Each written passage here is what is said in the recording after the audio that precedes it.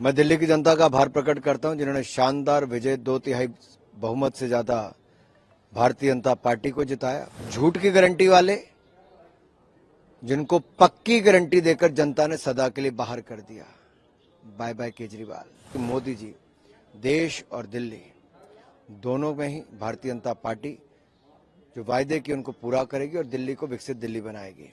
जो उनको लगता था उनकी कुर्सी पर नजर रख सकते हैं, उनको निपटाने का प्रयास किया और उनको निपटाते निपटाते अरविंद केजरीवाल खुद निपट लिए। विधानसभा में हराने का प्रयास किया, अब लगा होगा यार मुझे तो हरा नहीं पाए, तो शायद वो खुशी कहीं ना कहीं व्यक्त कर रहे होंगे।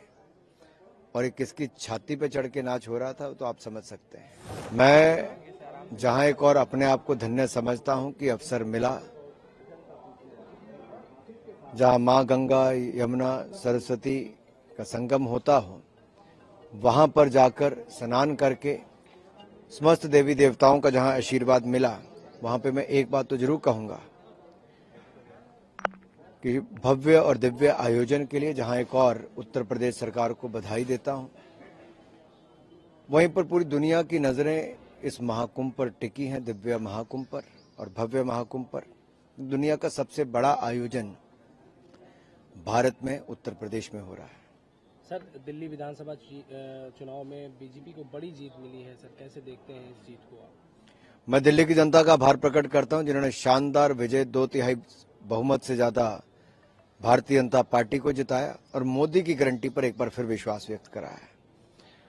जनता के सामने दो बातें थे, एक झूठ की गारंटी वाले जिनको पक्की गारंटी देकर जनता ने सदा के लिए बाहर कर दिया, बाय बाय केजरीवाल, और मोदी की गारंटी जो विकास सुशासन की गारंटी देता है, संकल्प से सिद्धि तक ले जाने की गारंटी देता है, उसको चुना है। तो हम जनता को विश्वास दिलाते हैं कि मोदी जी देश और दिल्ली दोनों में ही भारतीय जनता पार्टी जो वायदे किए उनको पूरा करेगी और दिल्ली को विकसित दिल्ली बनाएगी।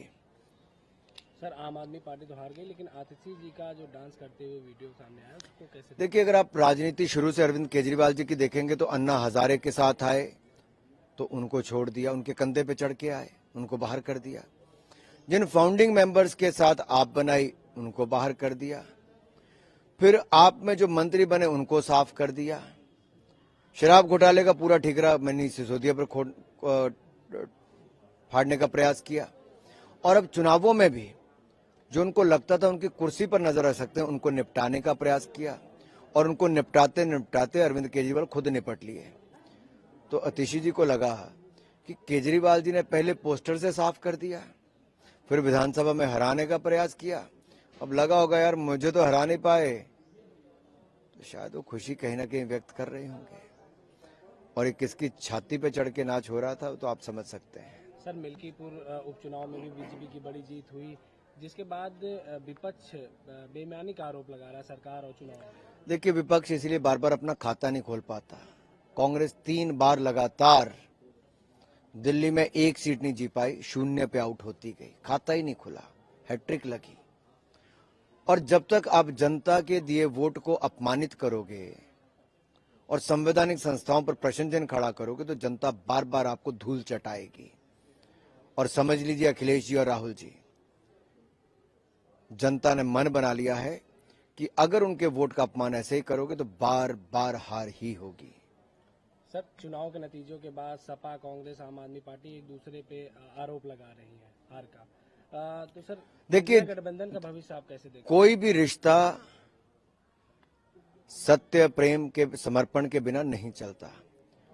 और ये तो वो संगठन था, एक ऐसा गठबंधन था जिसमें ना नेता था, ना नेतृत्व था, नीति थी और नियत में भी खोट था। तो ये तो साथ साथ चलने के वायदे करते थे, 7 महीने नहीं चल पाए, अलग थलग पड़ गए। तो हमने जो आज से 7 महीने पहले कहा था कि ये चल नहीं पाएंगे, वो सत्य हुआ है।